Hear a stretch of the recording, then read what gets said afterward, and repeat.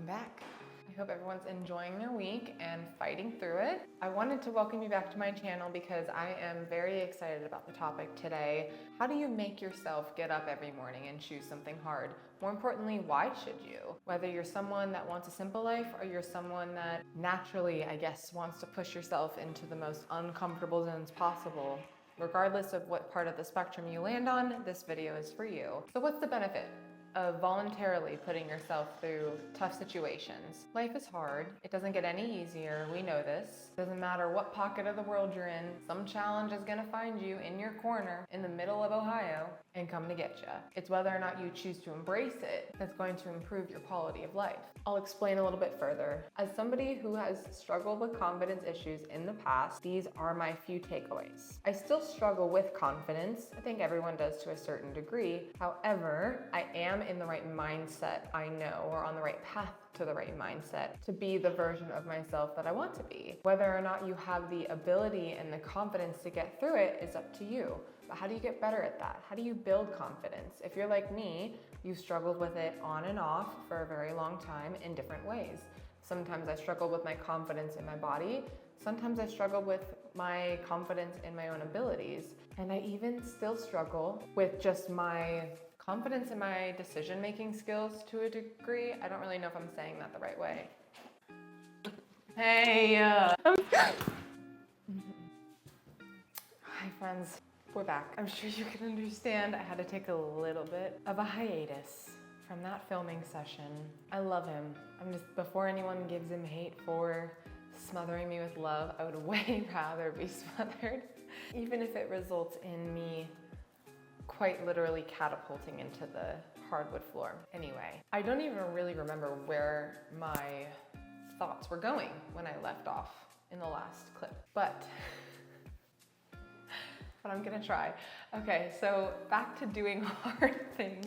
I need to relax. That was just too funny to me. So I think I was still on question one, the why behind why you should choose hard things. Simply put, life is very difficult. How else are you gonna learn to manage life smoothly, or at least as smooth as possible, if you don't voluntarily put yourself into hard situations? What that does is it builds confidence in your own mind. Trying to find hard things to do is not as complicated as you might think it is. Sometimes it's difficult just to get myself to take care of myself on a day when I'm feeling very negative. Okay, so the why behind why you should do hard things. You will build confidence in yourself if you continue to voluntarily put yourself in difficult situations that you know you can grow from. The reason for that is you're building kind of proof against yourself when something difficult comes along or a new situation that you don't know how to deal with.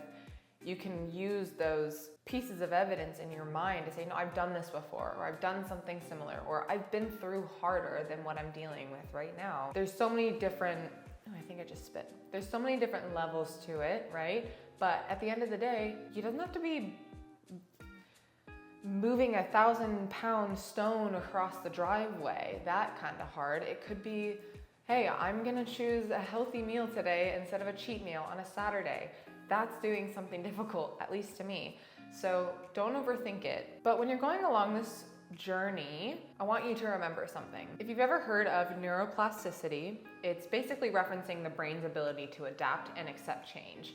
So naturally, you may not even know this, but you have the ability built in you to adapt, to change, to grow, to be challenged, to be pushed to your breaking point and find a new breaking point. All you're doing by choosing hard things voluntarily is strengthening your mind.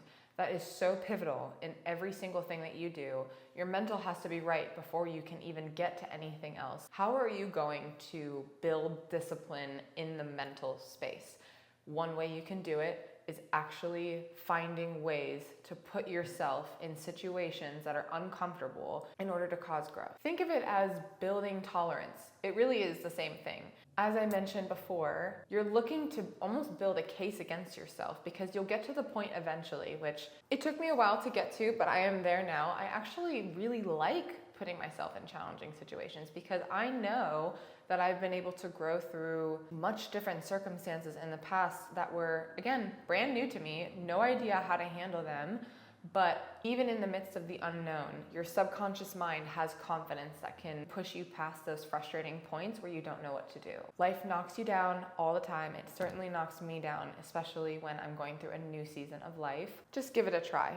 If you're somebody that feels like they lack confidence and is very nervous or anxious in general, I certainly was when I started honing in on this type of skill.